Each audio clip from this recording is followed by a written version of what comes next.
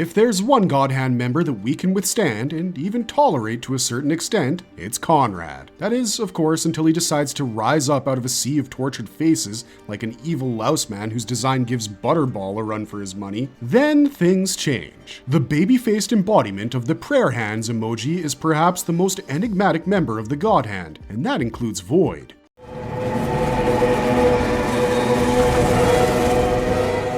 Conrad speaks much less and only in precise sentences when he does, but that's exactly why all of his dialogues are so impactful and eerie. But you know what's more eerie? His anatomy. Because out of all the God Hand members, Conrad is also the one guy that'll give you the creeps once you see what's on his back. There's a reason he looks like a fusion between a baby, an H.R. Giger painting, and a friggin' louse, and it all has to do with his inhuman anatomy. So, without further delay, this is Conrad's anatomy explored. He's like a Geiger painting brought to life, and with good reason. Conrad's introduction to Berserk. Conrad debuts alongside the rest of his kinsmen towards the tail end of Guardian Angels of Desire Part 4, after the Slug Count's Behelit is activated by his blood, despair, and desire, summoning an interstice and thereby the God Hand. Now, Kentaro Miura has never been shy of admitting that his series was thematically and aesthetically influenced by many different franchises, with Clive Barker's Hellraiser being a big one. The cosmetic similarities between the Cenobites and the God Hand alone should have given that away,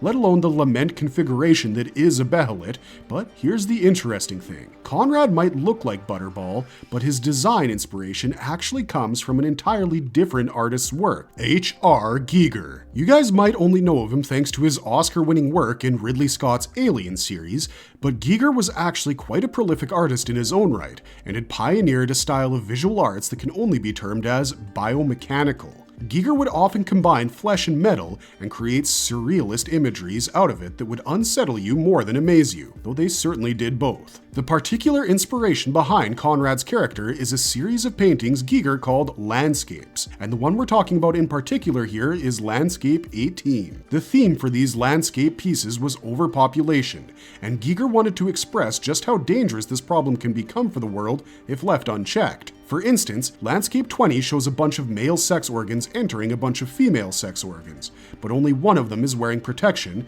and all of them look as though they have major health issues going on with them. This was his way of talking about the dangers of unprotected sex, in our opinion, and the particular inspiration for Conrad's character, Landscape 18, shows a sea of children that are mushed together like the ingredients of a pizza or a pasta dish, but all of whom bear visible signs of death and disease. Conrad's face was practically lifted from this painting, and you can actually pinpoint the exact inspiration if you put his face next to an image of Landscape 18 right now. The plague spots, the puffed up childlike face, the closed eyes, it all matches. Why does Conrad have plague spots around his face? Well, we'll answer that later on in the video, but for now, keep in mind that the answer is related to his anatomy. What sets Conrad apart from his kinsmen isn't just his childlike plague-afflicted face, it's also the rest of his appearance, and his seeming lack of empathy. The God Hand, being heralds of demon kind, all have uniquely demonic appearances. Slan is a leather-winged succubus, Ubik is a sunglass-rockin' fly-in-half octopus, Femto is Hawkman Light,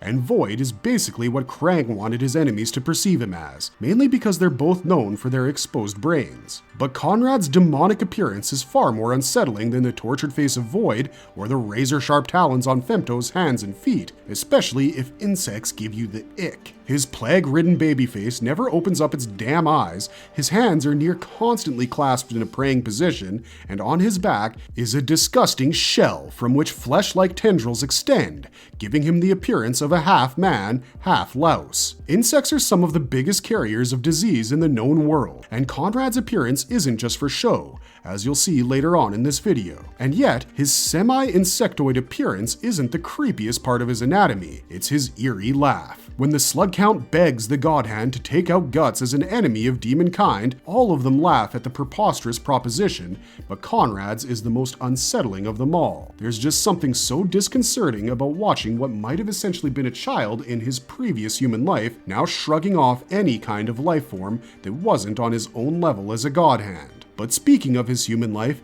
it's time to talk about exactly why his anatomical appearance gives Franz Kafka's Metamorphosis a run for its money. The personification of pestilence who is empowered by the essence of evil. How Conrad's anatomy changed as a God Hand member. It should come as no surprise to you that Conrad is the personification of pestilence in this series, given how he looks. But it goes deeper than that, and you'll see why in just a few moments. Like every other God Hand member, Conrad used to be a human being at one point in his life. We can sit here and speculate about his original identity, although we think that's better suited for another video, but a few things about his human life are clear to us just based on how this whole God Hand thing works. Conrad must have been born at least 216 years before the current timeline, maybe even more than that. We like to date the God Hand by the order of their appearance during Griffith's eclipse, and Conrad shows up just before Void, so that makes him the second oldest God Hand by our estimations. And this might as well be true because the second God Hand member would have risen in the aftermath of the fall of King Geiseric's empire, and things like famine and pestilence are commonplace in the aftermath of the destruction of a legendary empire. Considering Geiseric created the only continental empire known to mankind, things taking 200 years to get back on track does sound like a stretch, but not an incredibly long one. At some point in his human life, Conrad came across a Crimson Behelit. We think he must have been some kind of church doctor or spiritual healer, because the usual trend with the God Hand is they become the idealized evil versions of themselves post-reincarnation. And given Conrad is associated with pestilence, him being a doctor in his previous life would fit that pattern of tragic irony.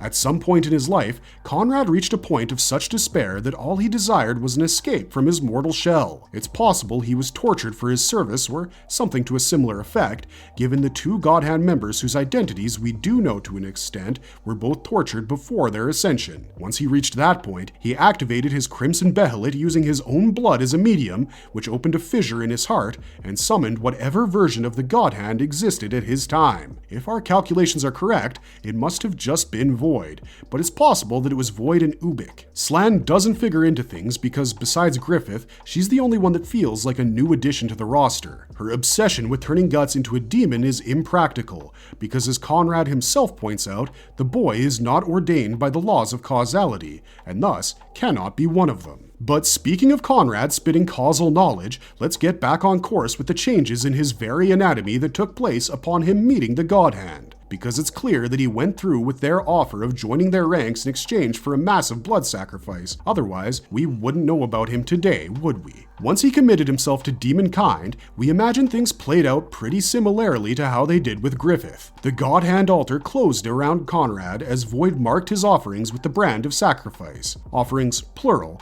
because eclipses require more unwilling participants than apostle creation. His physical body must have been enveloped in a cocoon of light in a state of transitioning between his current self and his ideal self, as his astral body descended deep into the astral world en route to the abyss. As Conrad's astral body sunk deeper and deeper, it experienced the deaths of all those whom he had sacrificed pierce through it, presumably because those souls would become the source of his future power as a God Hand member. Once he arrives at the abyss and meets the idea of evil, he realizes the truth about the world and fate, and accepts the idea's proposal to simply do as he will. Conrad then requests that he be given his current form as a human louse, and his astral body goes back up and merges with his physical shell, thus completing the evil-powered monstrosity that you see before you. As a God Hand member, Conrad's powers are immense, and it's all because of how his anatomy works. The fissure in his heart opened by the Crimson Behelit was filled and overwhelmed by the essence of evil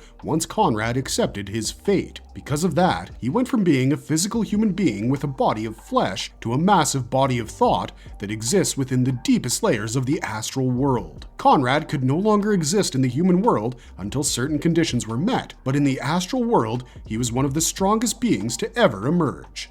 Spreading disease through rats is the least he can do. Conrad's powers as a God Hand. Explaining the God Hand's anatomy is like trying to explain whether Schrodinger's cat is alive or dead, because the answer is both in a way, but also not. It would be easier to think of them as a metaphysical body of thought that's confined to the deepest layers of the astral world and requires special conditions to enter the physical world, like the activation of a Behelit. This is quite unlike elves, who have been a part of the story since the beginning, despite magic not being a strong force in the Berserkverse at the time. But just because the God Hand exists exists in the depths of the astral world, that doesn't mean they still can't influence the physical world via their actions. And the key word in the phrase, body of thought, is the thought. Conrad exchanged his human flesh not for nothing. His current existence is that of a profound spiritual guardian angel of desire. We don't know his exact title within the realm of demonkind yet, but we do know Femto is associated with longing, and Conrad is most commonly associated with pestilence, so maybe he's the demon king of diseases or something like that. It would make sense given what he does within the series as well, because Conrad's main power seems to be plague adjacent. During the Revelations chapters, which take place right after the Lost Children arc, we see that the Kingdom of Midland is in complete desolation. The now mad King of Midland has dedicated 70% of his military strength to finding and hunting down Griffith and his band of the Falcon, which left the kingdom open to things like famine, lawlessness, invasion, and worst of all, disease. As General Laban leads a convoy of refugees out of western Midland, he comes across a deserted city and realizes instantly that the plague had come to Midland once again. To make matters worse, just as he was ruminating on the dream of the Falcon, news arrives that the king had died. As Laban leaves the city to make way for the capital, a bunch of the rats that had infested the town gather at one point and form a mound in the shape of Conrad's face. This mound then regurgitates some dead spirits before disintegrating into rats once again. What all this means is basically that Conrad used the confluence of negativity in the city, as well as the primary carriers of the plague, black rats, to infect parts of the entire Kingdom of Midland, forcing people to move towards St. Albion, which was the site of the incarnation ceremony. This can also imply that every time you think of the plague in Berserk, Conrad might have been involved with that affliction, which makes you look at the death of Shisu, Guts' stepmom, in a totally different light. But how can Conrad affect the physical world when he exists solely as a body of thought? Well, that has to do with his anatomy, of course. Even if the God Hand can't physically enter the human world, their presence is felt keenly whenever a congregation of negative human thoughts and emotions ends up gathering. This means that the more despairing people gather in one place, the easier it is for the God Hand to make its presence felt, and they were making that presence known rather overtly in the lead up to the incarnation ceremony. The reason for that was because they were also orchestrating their kinsman Femto's incarnation into the physical world, so Conrad's actions here were to ultimately further his crew's ambitions. As a God Hand member, Conrad can see and interpret the flow of causality, though he isn't entirely omniscient. Still, he must be more cognizant of the flow of causality than Slan, because while she was moaning after Guts, wanting him to join the ranks of demonkind, Conrad was the one who informed us that Guts was not ordained to ascend according to the laws of causality. Conrad often only makes statements regarding the flow of causality and its inevitability, except for that one instance where he creepily screeched, "Bring the child to the altar," during Griffith's eclipse, and a mountain of faces took said child to the altar of the God Hand. It's also one of the only times Conrad opens his eyes, which aren't sewn shut like voids or behind sunglasses like Ubix. This implies that Conrad has the power to transmute things into whatever shape he so desires, and well, we all know how that plays out with the likes of the God Hand. What's even more scary about him is that no mortal weapons can even lay a finger on him. Being a profound astral entity, things like the God Hand can only be harmed by weapons of an astral nature, something that has been bathed in enough spiritual power to cleave through both physical and metaphysical things. One of the only weapons in the world to fit that description is Guts' Dragon Slayer, but he hasn't quite used it against Conrad or Ubik yet. He used it against Slan and Kliphoff. He tried to kill quote-unquote Void during the incarnation ceremony to no avail, and he keeps trying and failing to land a single hit on Griffith, especially now that he's back in the physical realm. Conrad and Ubik, not so much. And speaking of Conrad and Ubik, the plague-faced God Hand member also occasionally assists in his kinsman's manipulation routine by either role-playing as characters from within the target's subconscious memory or outright pressuring them into accepting the deal, which is kind of what occurs during Griffith's eclipse as well. Conrad might be a man of few words, but all of his words hold immense meaning and have several implications on the storyline, thanks to the simple fact that he can basically predict the broad strokes of it, unlike us mortals. Following the great roar of the astral world, Conrad manifests into the physical realm as a tsunami of plague rats, bearing his face with skulls, being part of his tempestuous tide. We haven't seen him pop up in the story since, but once Kujimori and Studio Gaga decide to start addressing the larger issues with the current state of the world within the global interstice of Fantasia, we're gonna see just how many lives this torrent of disease has claimed for itself. And hell, maybe we'll even learn why Conrad became the way he is today, however gut-churning and horrendous the answer might be.